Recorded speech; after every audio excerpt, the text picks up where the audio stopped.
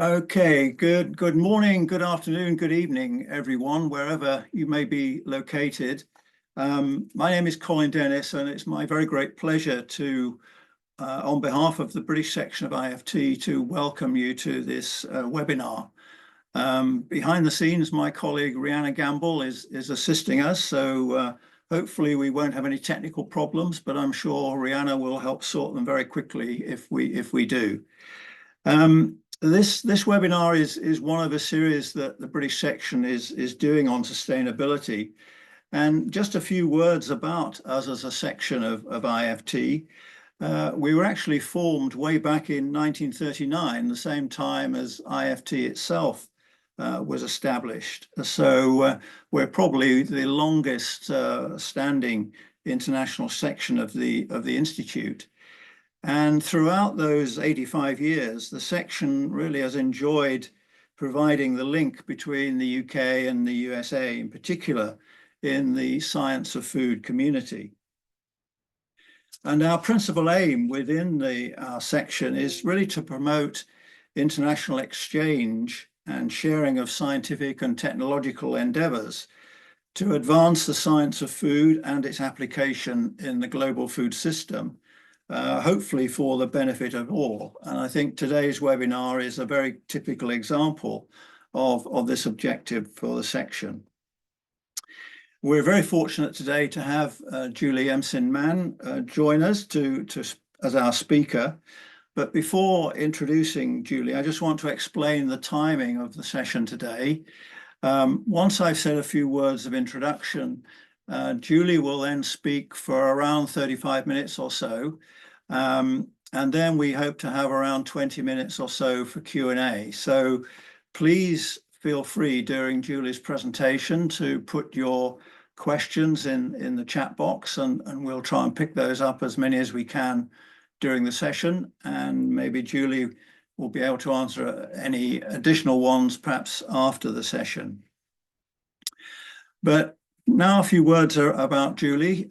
She has a bachelor's in food science from Penn State University and a master's in food science and nutrition from Drexel University. Following her university education, she's had a very distinguished career in innovation in the food industry, initially 20 years at the Hershey Company, including a position in protein research and technology. Subsequently, she led Ingredion's global plant protein strategy and innovation program.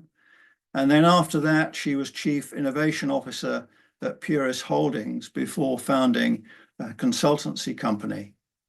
Thus, I think you'll gather she's had a substantial experience in the topic of today's webinar, and we're delighted that Julie has agreed to share her insights in this very important and timely topic. Also, just to say, Julie is a current board member of IFT, so it's always good to have an existing board member join us on a webinar and speak to our members. She also serves on the International Ports Ingredient Consortium and also on the advisory board of the Good Food Institute. So as you'll gather from those brief words of introduction, Julie, I think, is eminently qualified to speak to us about alternative proteins, sustainability, is the importance and impact really understood? So Julie, thank you for joining us and giving us your time. Over to you. Thank you so much, Colin. I'm excited to be here today to share some of my insights with you. We're talking about some complicated topics. When I look at my career in food science, I feel that this is the time where we're really starting to delve into a more complicated space where there's almost less, there's less that we know than what we don't know. And I think that's a place where innovation occurs. That's where people get excited about doing the job they're doing. That's when there's breakthroughs in ways of thinking and just truly in innovation. So my title yeah, I've looked at my title a couple times for this talk, and I'm like, wow, alternative proteins, sustainability is the importance and impact understood. Well, what I would say about that is that we're kind of dealing with a lot of buzzwords here, right? So we're all familiar with this. We see it every day. If you go on, Instagram or Facebook or LinkedIn or TikTok, whatever it is, the pervasiveness of the buzzwords is just, it's all around us. So alternative proteins, yes, you're hearing a ton about alternative proteins right now. I think it's clear to say we're not trying to change the world and make everybody a vegan, because I get really tired of hearing that from people. That's not the point. The point is that we're trying to provide extra ideas, extra sources for feeding the world, right? What sustainability? The topic goes on and on. There's a million definitions for it. It really, to me, sustainability leads to food security, which is just making sure we have enough food, really to feed the world. And sustainability is defined in about 50 different ways. I'll share a few of them with you today, but it's a complicated area. And then really the impact and importance of this really leads to what is understood about this area and how do we educate better. And I'm not just talking about consumers. That's a big piece. But what I'm talking about is the language we use together as a food science group, as an industry, as the food science group and industry that we have. So I think understanding all of this is where we need to head, and making sure that we're all doing the best we can to speak the same language and start to work together instead of against each other to build out what is sustainability in the food system. So one of the most quoted definitions, I think, is, back in the 80s, sustainable development meets the needs of the present without compromising the ability of our future generations to meet their own needs. Very simple, very not food science oriented, but I think at the same time, sometimes we need to go back a little bit historically and understand, where did this need come from? Why did folks start thinking that we needed to move in this direction? And then third, how do we, as a collective industry, technical body of folks who can make a change, what is it that we need to do to start affecting this change? This actually comes from the FAO. Sorry, I like definitions as a way to kind of ground everybody in what we're talking about. So this is more about diets, but it's sort of, how do we start to eat better? Because at the end of the day, the people who buy food and consume food are the stakeholders, right? Because they're the ones using their dollars to make the decision count. So if I decide to eat a diet low in environmental impacts, contributing to something more nutritional for nutritional security and healthy life for present and future generations, I'm feeling pretty good about that. And I think most of the population, you'll see in some of my data during the slides, they feel the same way. Sustainable diets are protective and they're respectful. They're respectful of biodiversity and ecosystems, the whole food ecosystem. This is like culturally acceptable, accessible, economically fair, and also affordable. These also need to be nutritionally adequate, safe, healthy. And at the same time, they have to really optimize both nature and human resources. In addition, believe me, I'm not going to go on forever on definitions, but I think it is really important to level set this. I mean, the UN has developed sustainable development goals, which are, I think, very well written around these 17 boxes that I'm sure you've all seen many times. Many of them play into what we do and what food scientists can affect. If you look at box 2, zero hunger, box 3, good health and well-being, box 6, clean water. I could go on and on. We touch in almost all of these boxes, but I think it's important to understand there is work. You know, this is a bit of a nascent, sustainability in general is a bit of a nascent category where we're saying we care about these things, but we're not really sure yet how the world is measuring them. We're not really sure how to communicate them. We're not really sure how to move this forward. So I think at least the UN is good that they came forward with some goals and strategy to help us. So you may be asking, okay, well, why is sustainability so important, especially in the food science category? What is it that we need to really focus on?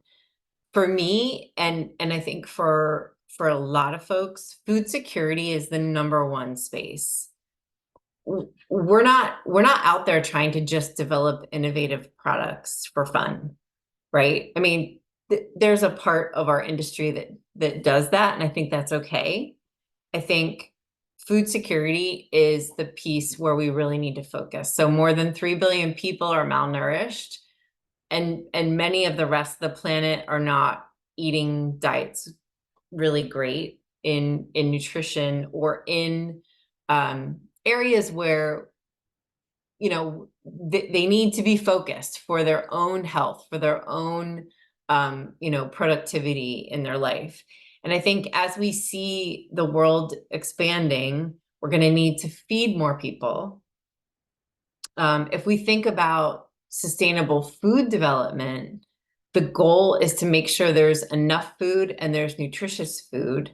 But at the end of the day, we have to focus on what resources we're using up. Right? Is it the soil? Is it the water? Is it the fact that we're polluting rivers with fertilizer and other things? What are the things we need to be focusing on to have a future that is successful? And really, humanity has been the driving change in all of this atmospheric modification that we've seen over the last years. Agriculture is the largest cause of environmental change, and I'm not gonna read the slide for you, but essentially, you know, when you look at the greenhouse emissions, when you look at the land required, when you look at the fresh water, when you look at the extinction, basically, or the nutrient overloads, where we're putting too many sources of nitrogen into certain areas and seeing a death, or we're seeing a depletion of nutrients.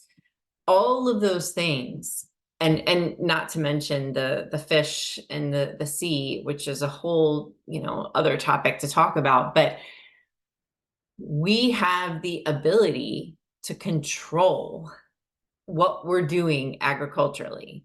We have to feed a certain number of people, yes, but how we do it is the piece that I think is more important. And for a lot of food scientists, we haven't really spent a lot of time being educated in that space.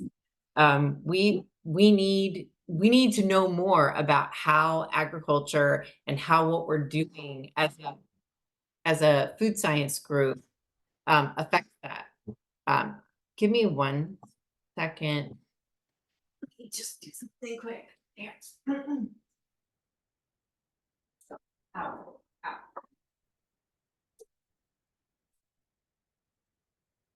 My apologies. I have a puppy and I can't apologize for that other than she needs to go outside. So, so again, agriculture is the largest cause of this. And I think for us, when we're brought up as food scientists, we learn a lot about the chemistry of food and the physics of food and food safety and how to all these critical pieces. But I feel like this sustainability piece around agriculture has still been lacking. So let's talk about the complexity. Sustainability includes the whole supply chain. So when we're talking about a food system, we need to think about not only nutrition and health, which I've spent a bit of time talking about, but the economics. What does it cost to do this? How is it economical for someone to drive this piece forward? Environmentally, what's happening? What are the effects? How are we measuring it? Do we have standard metrics? And then just society and behaviors. People don't change overnight. People don't see a report that says we should be doing X because it's better for sustainability and change. They don't. It's a proven fact. So I think metrics vary by case and are still evolving. This is a piece that I think food scientists need to play a bigger role in. How do we look at indicators, benchmarks, audits, sustainability systems, certification systems? We're good at this. So we need to be pushing this part forward. In addition, sustainability includes the product, the material, the process, any other measured activity. For example, just doing a life cycle analysis. You're looking at every piece of what goes into this system. And, you know, the little graphic on the side here, it just shows you, it literally doesn't stop at just the soil, the seeds, the water, and the fertilizer. It goes on all the way through to transporting it to the store and getting it to somebody's home.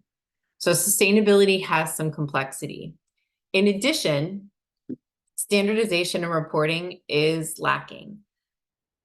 Not to say that there aren't existing ways to standardize this reporting and to get it better, but currently there's no mandated sustainability standard.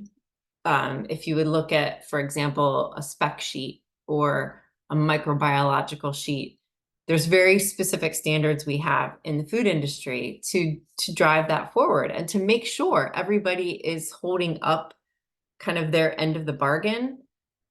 In sustainability, it's a little different. I mean, most companies are reporting out, which is wonderful. They need to be getting that data out to people and proving what they're doing.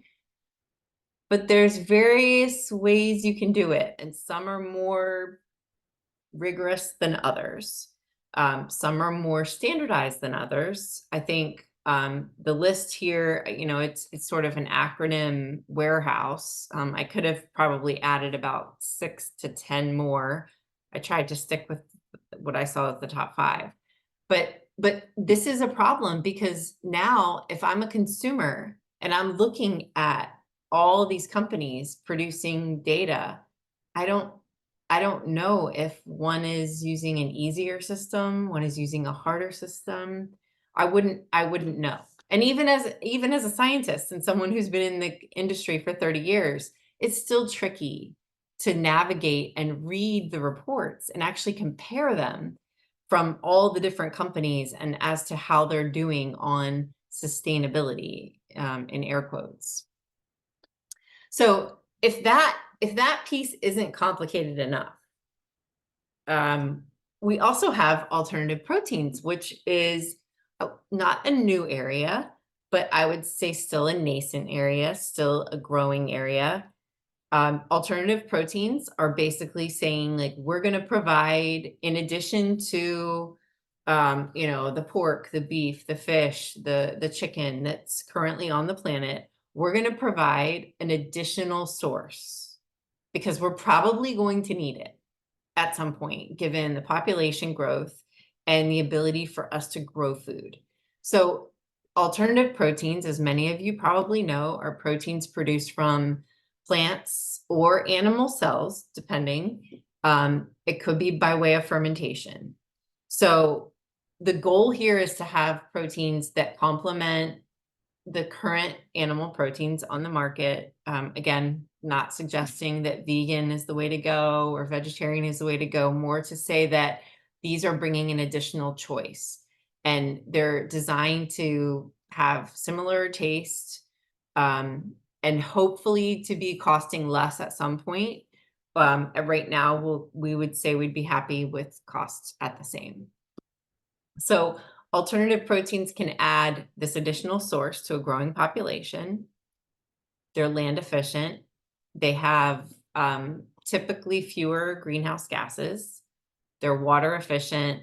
They can sort of address, or I would say fight against water scarcity in certain regions and certain areas, cause significant less air and water pollution, and positively contribute to soil health and resilience, especially in things like pulses where you're nitrogen fixing and you're actually adding nutrients back to the soil, even though you're harvesting and growing a product.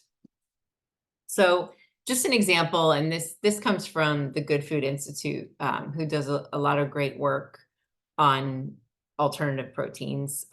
Life cycle assessment, I think, is important. I think most companies that I know today are doing it, all the way from large CPG companies down to some of the entrepreneurs are trying to really start to tackle this. There's also a lot of good companies coming out that are building software and, building the things that could help smaller companies get this accomplished with basically less resources. But again, I'm not going to walk through every line here, but it's more that looking at the Impossible Burger versus a beef patty, looking at, I'm not just calling out one brand. It could be anything here, and there's a bunch of more kind of generic items listed, like plant-based burger from soy, just to kind of show that some of the data is missing and some of it is not present there in the air pollution space. But if you look at the rest of it, it really starts to give you a bit of a picture. Again, not saying this is the end all be all. This is just saying this is a complement to the things that we're already doing. And given food science, we need people to be looking, we need our scientists especially that we're just coming out of college, just getting ready to move into a role. We need them to be thinking about foods that are traditional all the way through to this more alternative space, because it will give us an ability to feed, to address food security, which to me is still the biggest concern that we should have as food scientists. So next transition here, and again, I promise you, I could have probably done this in about 4 or 5 days. So I'm trying to really keep it succinct, and I'd love to hear from you at the end as to areas you want to see more emphasis or more detail. Trying to give you sort of the whole picture today. So the next section is consumers are uninformed, and they really are. Consumers know very little about food and nutrition in general, just what they should eat every day, how many calories they should have every day. What does a healthy diet look like? If I have high triglycerides or cholesterol, what should I do about that? Folks do not understand much about how their food is produced or how it affects their body. And that's a bit of a problem, especially when we're dealing with a topic that includes alternative proteins, which, I mean, maybe a lot of the folks on the call know a lot about this, but in the general population, if I look in middle America, let's say, Indiana, Illinois, kind of the middle of the US, we do testing out there all the time, and folks just don't even know what we're talking about. They have no clue. But now we're saying we want to talk to you about alternative proteins and sustainability. they're very difficult to explain if they don't already know anything about them. They're difficult to communicate, and now we have to educate, which costs money, right? So your big companies out there, they're not spending money necessarily to go and educate the consumer. They're just trying to get their products sold into the consumer. So I think there's a piece where we have to realize that education, no one ever wants to talk about education because it's not sexy, it's not interesting, it costs money, but we're going to have to do it. And we're going to have to do it in a lot of areas, but this is a perfect example of where we need to do it. Now, we do have some help. There are some players in the industry who have been doing a pretty good job, I believe, based on what I've seen, on gaining consumer insights. So Bain, McKinsey, BCG, like there are companies that are really going out there and saying, what do people know? What do consumers know? What do they want? How do they want it? And I think that's going to be the key for going forward, is leveraging some of those insights, because let's be honest, a lot of the small companies have no budget to do this kind of work. And the larger companies probably are choosing to do this type of work on another area, which completely makes sense. So letting these folks kind of glean their insights on us, I think is going to be really helpful. And I found a lot of their work to be interesting. So I've given you a couple links. I'm going to share this deck at the end of the presentation, so you'll have access to all of this. So if we look, if we really look at consumers, 64% are concerned about sustainability. Now, what does that mean? I don't know. I think we know they're concerned, that they think their resources are going away. Other than that, we're not sure what their concerns are about. They call it environmental sustainability. So if you look globally, you can see the breakdown across, and at the bottom, you can see the ones who have been worrying about climate change, and that it's intensified over the 2 years, thinking that their choices are really making a difference in how our world is changing for the better or for the worse. Fast-growing markets are also concerned. So here you can see, India leads the way, Brazil, Indonesia, China kind of follow. But they're actually even showing more of a concern, because I think they're hearing a lot of this secondhand. And they're not living in the US, which sort of seems to be a centralized market talking about sustainability. Consumers claim they will pay more. So they're willing to pay more for products, although they're not thrilled. Most of the data shows they're not thrilled about paying more, because they don't understand the link between what they're buying and how it's different. So if they understood that their product was more sustainable and it was carrying forward a better return on investment and return on investment for the planet, they might be okay with that. But again, we're not communicating that.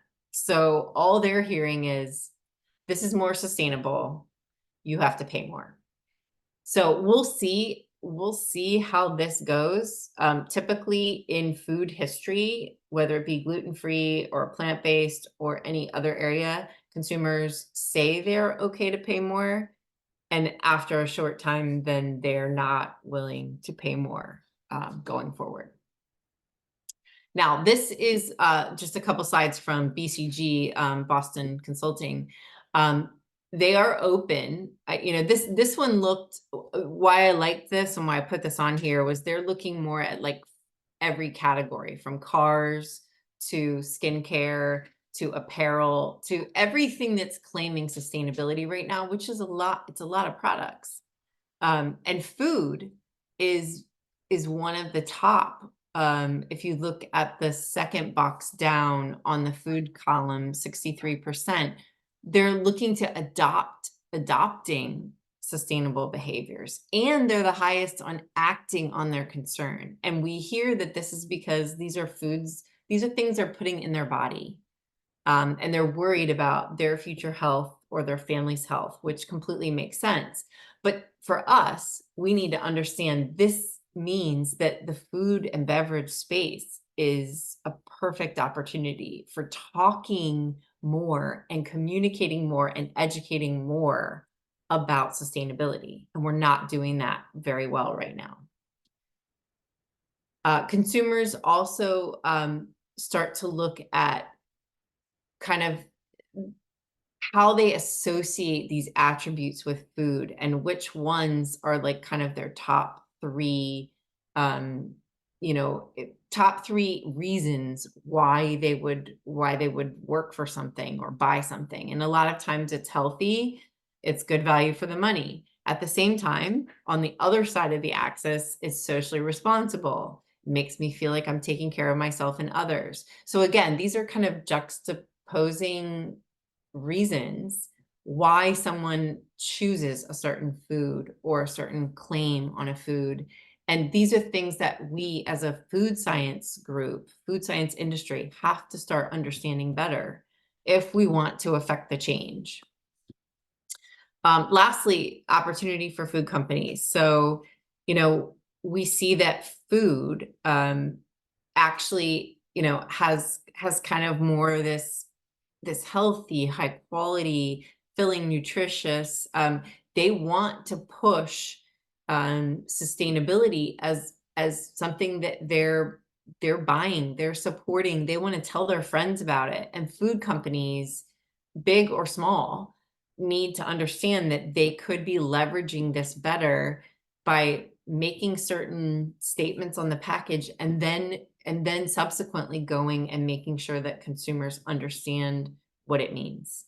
Because again, as you can tell, from my talk, the underlying message here is we're just not doing enough to share the real reasons why this is important. My title of my talk, Impact and Importance.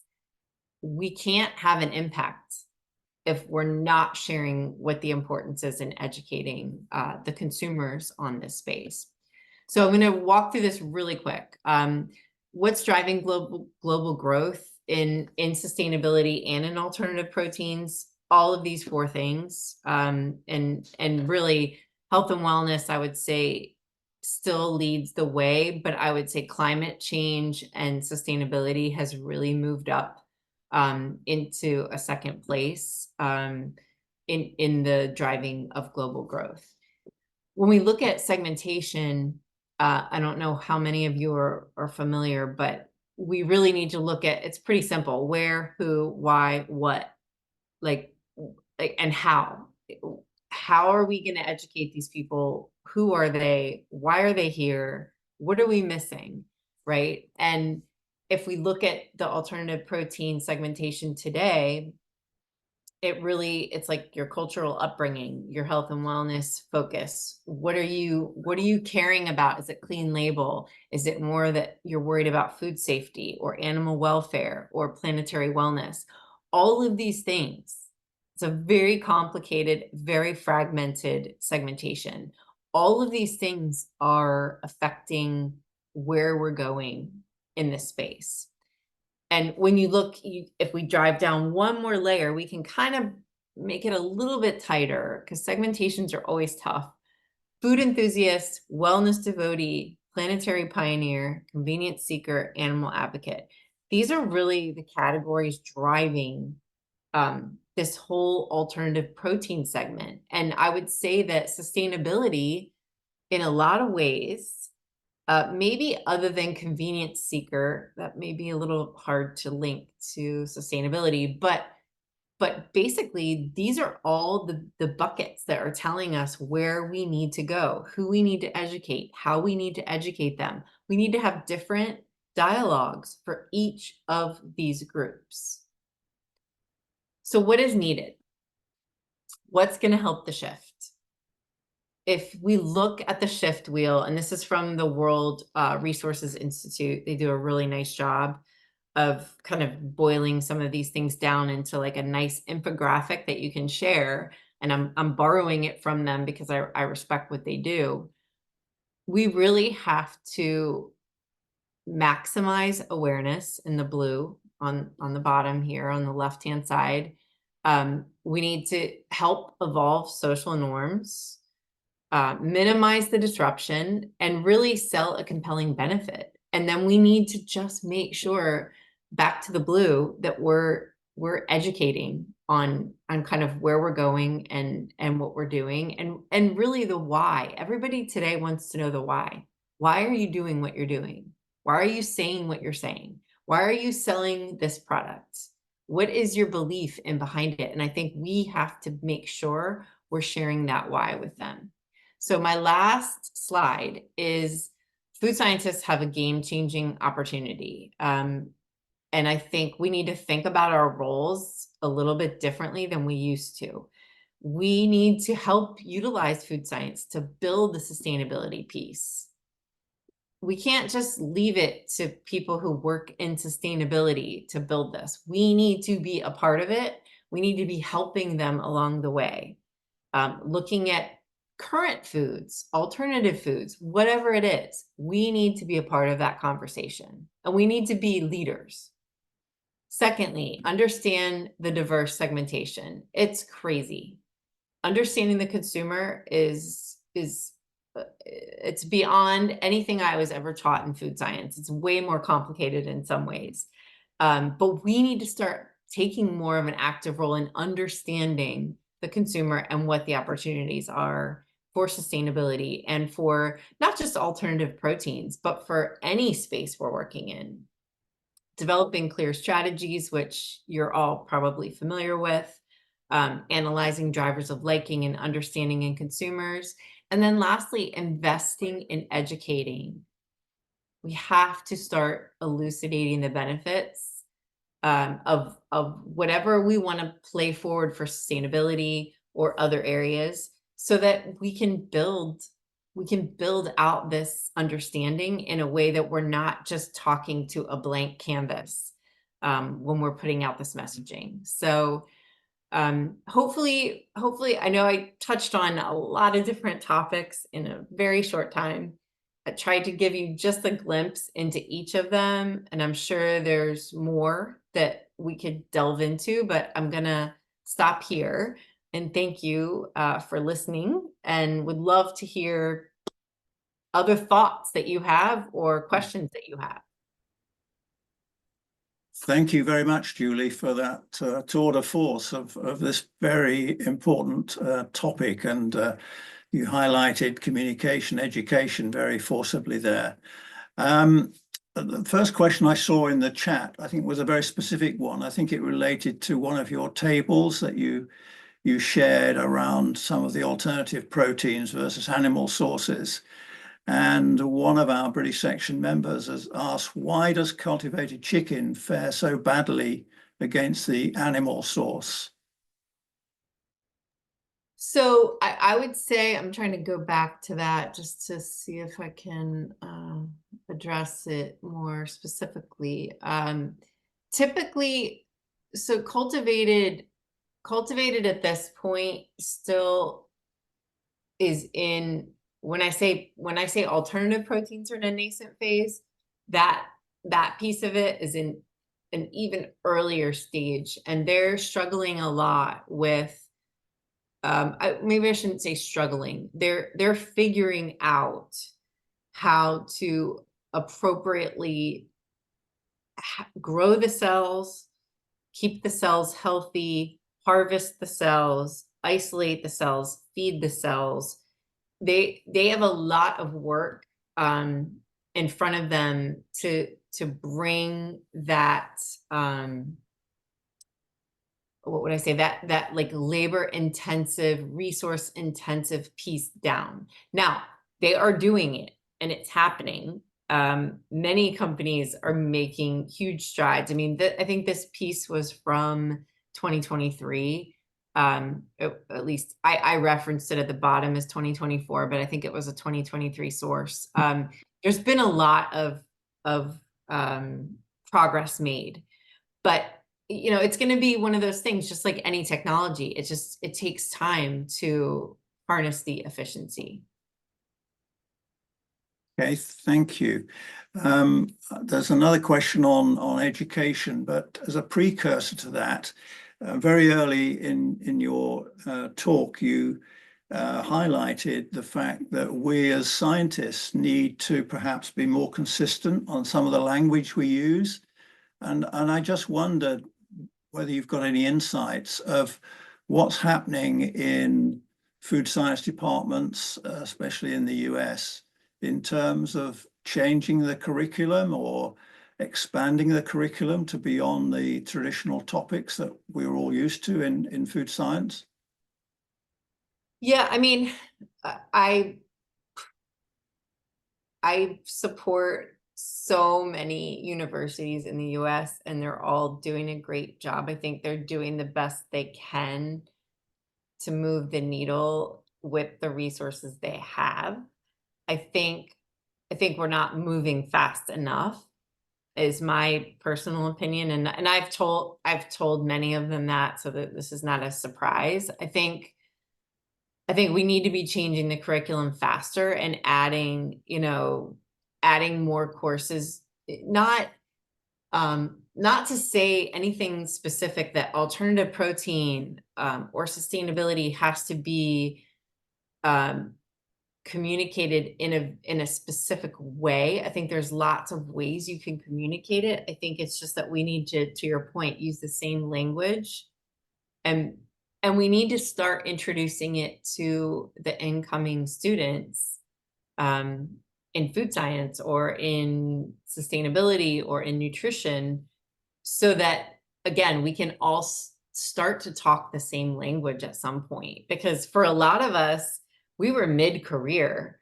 when a lot of this started to come out around life cycle analysis. And not that life cycle analysis hasn't been around, but like that everyone is doing it now on every product, and they're really trying to understand the impact. So I think there's a lot more we could be doing.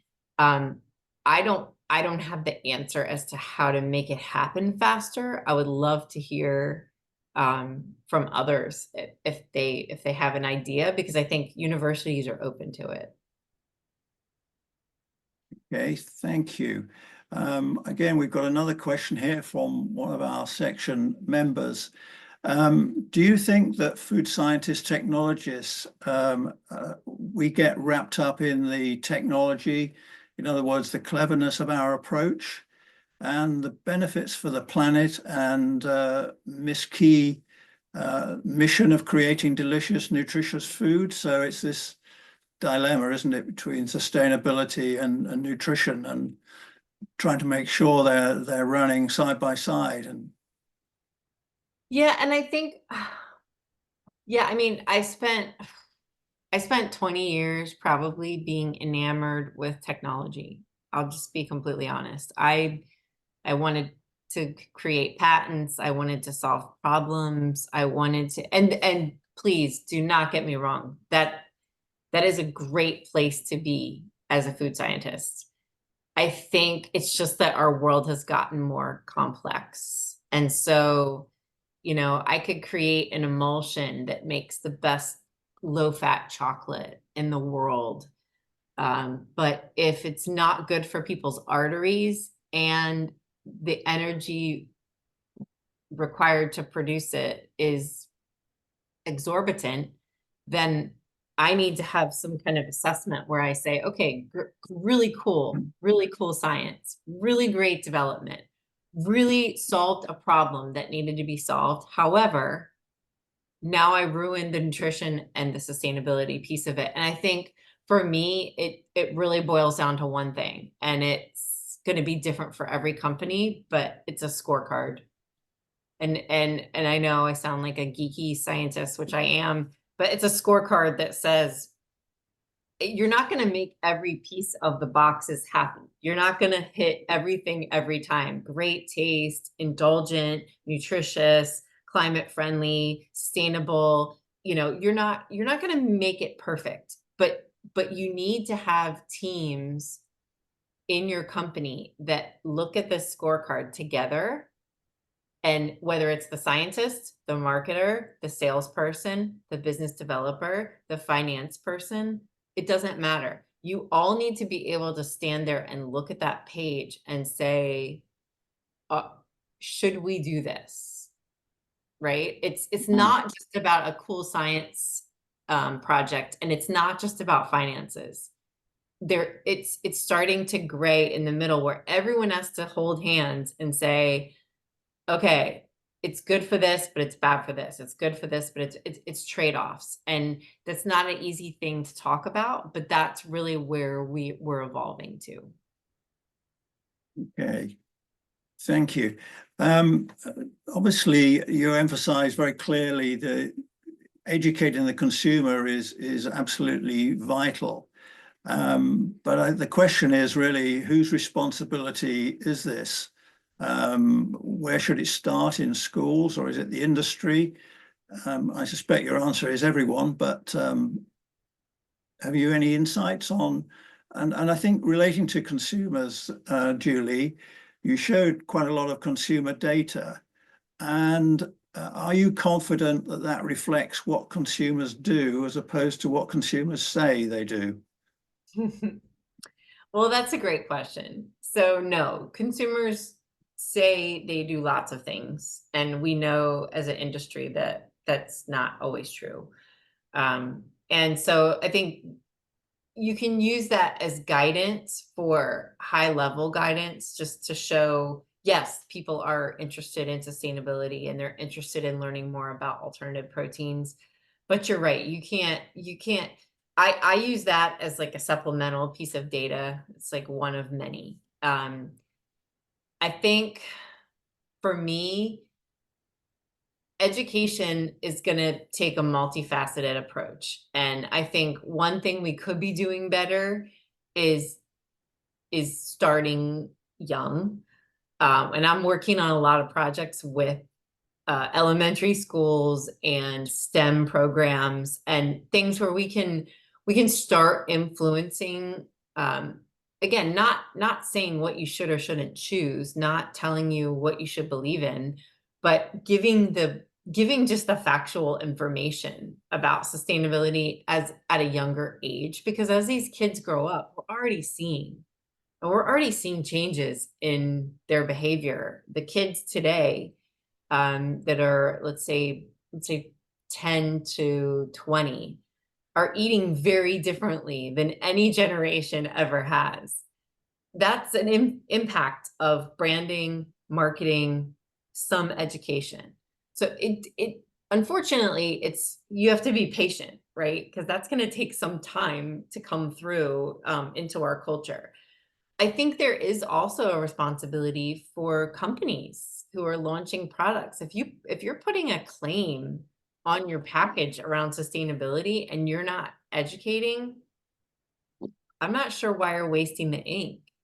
I mean, because as an industry, we can't even, as experts in the industry, sometimes we don't even agree on what sustainability means or how it plays. So if we can't even talk to ourselves and we're not educating others, I'm not sure how we expect them to come along for the ride. So yeah, I think the younger folks, and I think there's some responsibility and onus on the industry to start, putting their money where their mouth is. And I've talked to a million companies who say, I don't want to pay for education. That's not part of my role or my responsibility. And I would argue and say, I think it is. Sure. Yeah. Okay, we've got an interesting question here around the potential role that you might see in regulation coming in to force or accelerate changes in behavior that are required to give us sustainable or more sustainable systems. Have you any thoughts, insights on the role regulations might play in this arena? Yeah, I think if the question's referring to forcing a tax or forcing a certain way of eating, I think if you look back through history, we've proven that doesn't work. Soda taxes, sugar taxes, you know, when I was with Hershey, there was a lot of taxes that were being proposed for all the awful things that confectionery does. I don't think that that's helpful to force anyone through a regulation, because, you know, they're going to find ways around it.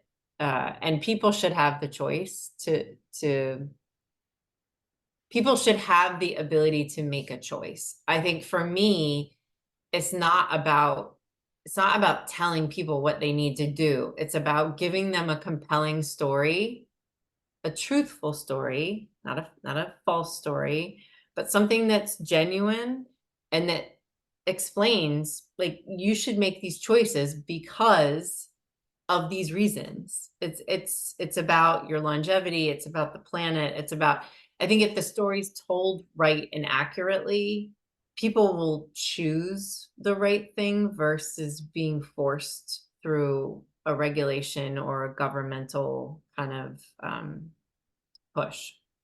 Mhm. Yeah.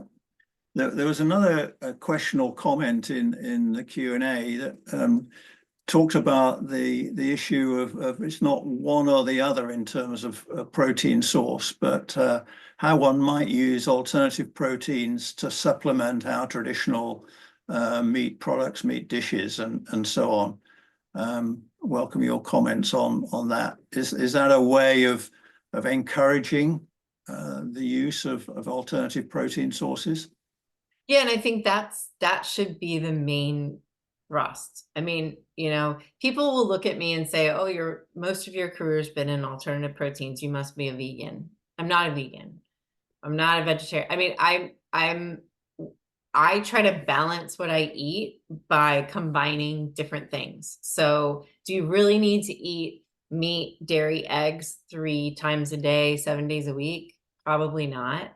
I mean, if you like that, I mean, I can't stop you from doing that, but I think the point is that alternative proteins, whether it's plant-based sources, whether it's fermentation-based sources, or even in the future, cultivated meat sources, they're going to play a role in addition to the products that we already have on the market.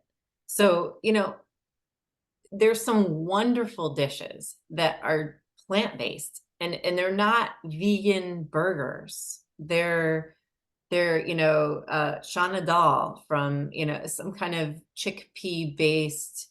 They're dishes that culturally came out of sort of, they were born out of people wanting to eat good food and have good taste, right? And enjoy their food and get nutrition from it. And I think that's where people they see alternative protein and they think, oh gosh, you know, it means I gotta be vegan or I have to take all my meat out. That's not the point. The point is that we have to be more inclusive about sort of all of these protein sources. And what we're seeing today launching on the market is more blended products.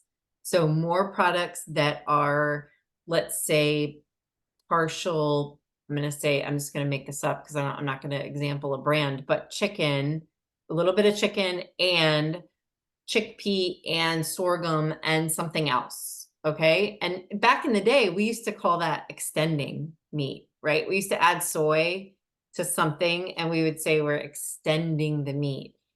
We're just kind of shifting it and saying, do you really need to eat 100% beef or pork or chicken in that food?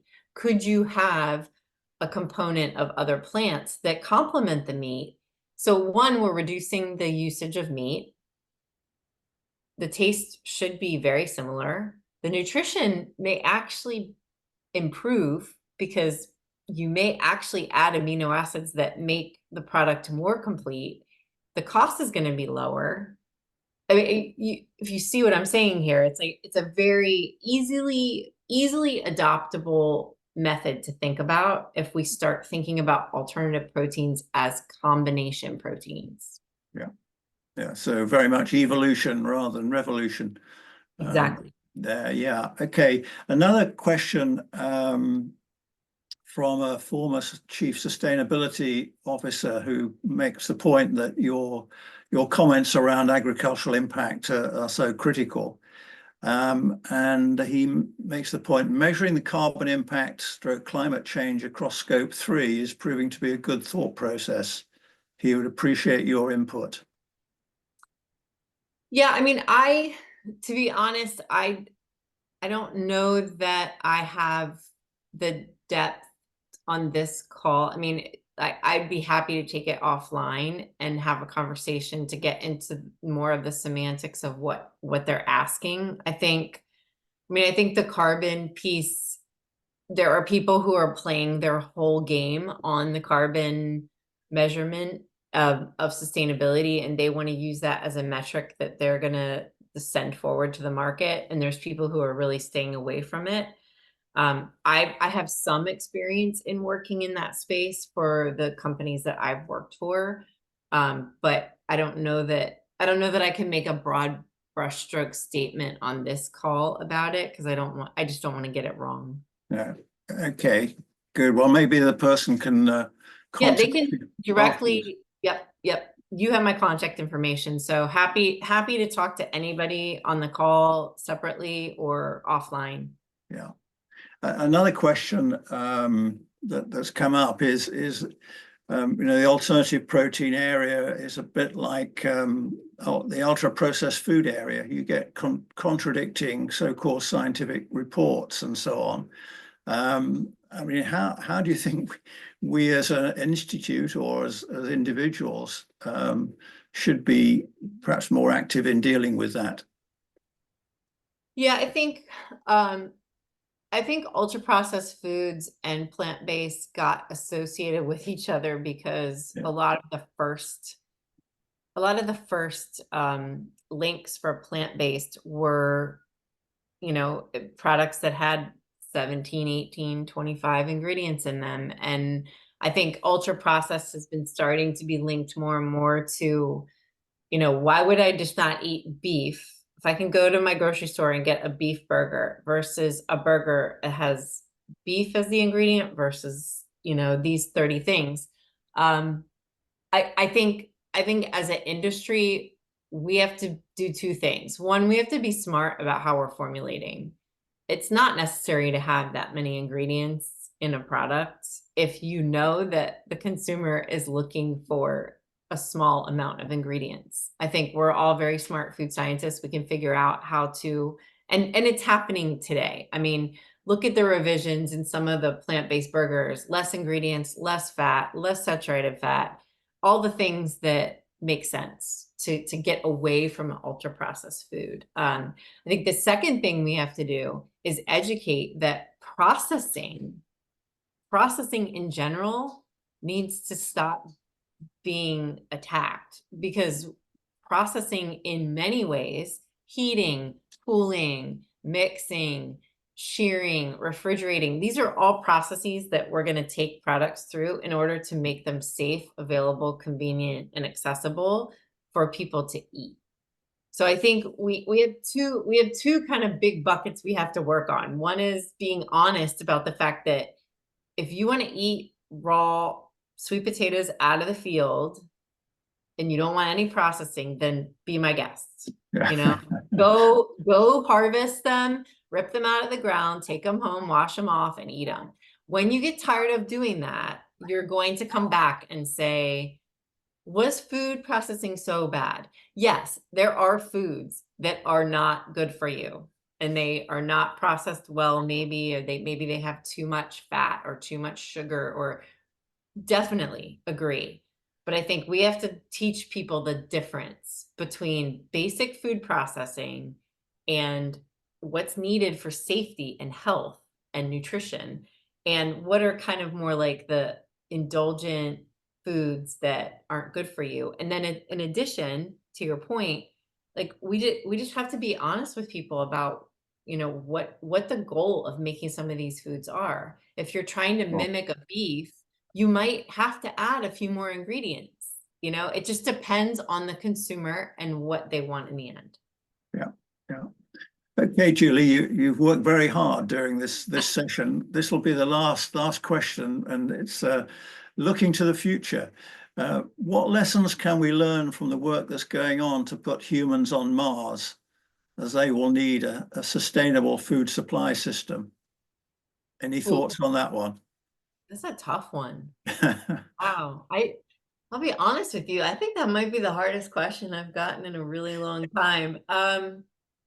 Yeah, I mean, I think we have enough. I'm not an expert on nutrition on Mars, but I do think that we know enough now that we would be able to develop some systems for food systems for folks to take with them that would meet the requirements. I think we could get some learnings from Vicky Chloris from the NASA program. I think AI could help us a lot on that. I think we've learned a lot about just the benefits of balance and making sure that all the key, you don't need a lot of things in your diet. You need things at the right level and the only really the essential things. So that's a good question. Yeah, I'd have to think about that one a little more to give a more specific answer.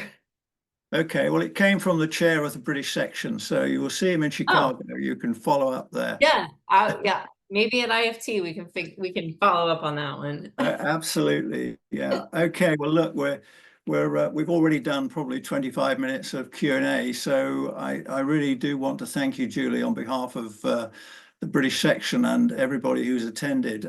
We've had some excellent comments in the chat about your presentation, and we greatly appreciate you sharing your vast experience and time with us today. And I think my message to those who've attended, if there are any points of Julie's presentation that you wish to hear more on, then please let us know, and we might ask Julie to come and join us again at some point in the future.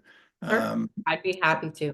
Okay, excellent. Well, many thanks to everybody who's joined us today. I hope you found it useful, and please stay in touch with the British section because we've got more webinars planned as the year goes on. And Julie, once again, thank you very much, and very much look forward to seeing you in Chicago in a couple of weeks' time. Yes, you too, Colin. Okay. Take care, everybody. Thanks. Bye. Thank you. Bye.